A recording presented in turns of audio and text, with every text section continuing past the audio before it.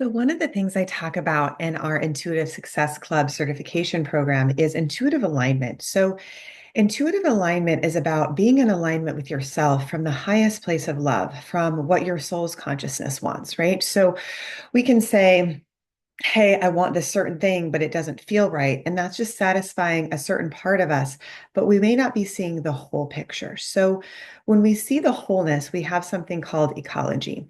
And ecology means that it's best for you and everybody else involved in that situation. And it serves a higher purpose, right? It's of service, right? It's not just for you. It's the betterment of all.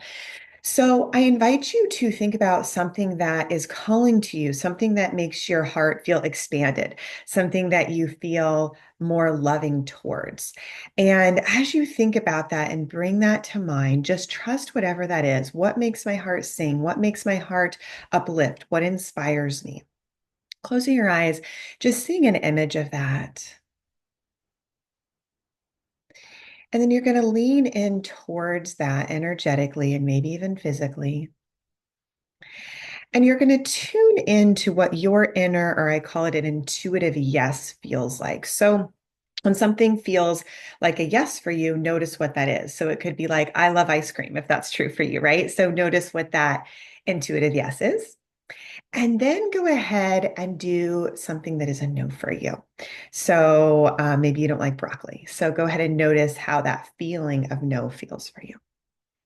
Now, using the inner compass of your intuition, you're obviously going to want to follow your yeses and move away from your nos, right? So you have set forth your intention, part of your soul's purpose, right? Because anytime you're serving beyond yourself, you're serving your soul's purpose, right? Because we all have something called dharma, right? We come here to serve. And so you'll learn about that more in the Live a Life You Love classes that are coming up here pretty soon that you can get free access to. So I definitely recommend that. So when you're in that place of service, you're in that place of love and that greater expansion, right? So keep listening to your yeses and move away from your nos. And you can also use like, through your third eye, like a green light, right? Moving forward, or a red light, like, no, that's not going to feel good. So trust how you're feeling, because your intuition does work through your feelings, right? If something doesn't feel good, it's not good for you.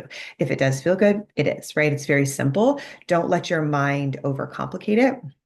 And one of the other things I want to mention is the second guessing is the mind. So your intuition is going to be your first feeling that feels good. So whatever that is, take action on it.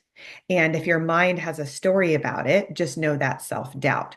But don't get sucked into that trap of self-doubt, because that can literally, it just creates havoc and like confusion in your nervous system. So stay the course, drop into your knowing, follow through with that first action. And then once you follow through with the action, you will know, right? You'll get the learning, the lessons, the gift, and everything from that. And I can promise you, even if you think it's not perfect, you're going to be far better off following your intuition than not.